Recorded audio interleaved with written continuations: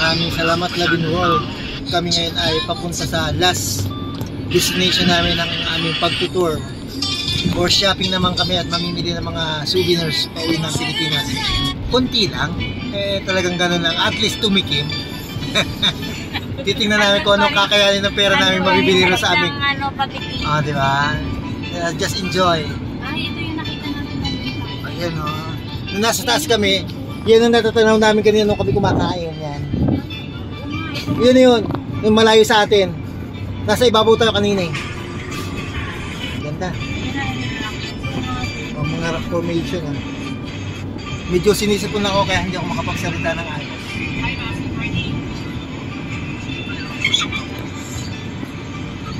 Naranasan namin dito lahat from city, mountains.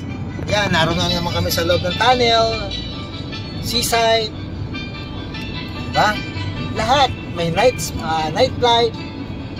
Na-experience namin within 4 days dito sa Taiwan. Bukas pa, may last day pa kami bukas.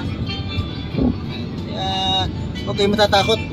Minsan lang sa buhay natin mag-try Love in the World. Kaibigan, sumama ka sa pioneering namin. Yan ang sinasabi kong mas magandang nagsimula kayo ng maagap eh. Sana nakasama namin kayo dito. Pero huwag kayong mag-alala. Warm up pa lang yan. Ang dami pang pasabog ng aming CEO. Kabog kayo rito. Masipag nga lang kayo. Tumulong din kayo sa company. Kasi hindi pwede tayo lang ang bibigyan. Kailangan be part of the company para lahat tayo lalago. At tayo habang magkakasama may hanap buhay tayong sama-sama.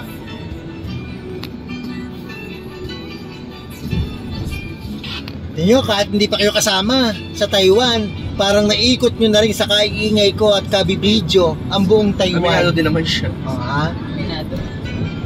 Diba? Yan ang sinasabi ko sa inyo. Hindi kayo lugi kahit hindi kayo kasama. Naging part kayo ng aking magiging file sa YouTube. Yung aking buong journey rito, makikita ninyo yung mga lugar na hindi nyo nakikita habang kayo na dyan sa Pilipinas. Yan. Kaya huwag kayo mainggit kasi yung iba, pag pinakita mo ng mga ganitong video, lalong lalayuan ka. Napakasakit, Kuya Eddie. Ini-inspire mo na sila para lalong ma-attract ang tingin, nagyayabang. Dapat hindi ganon.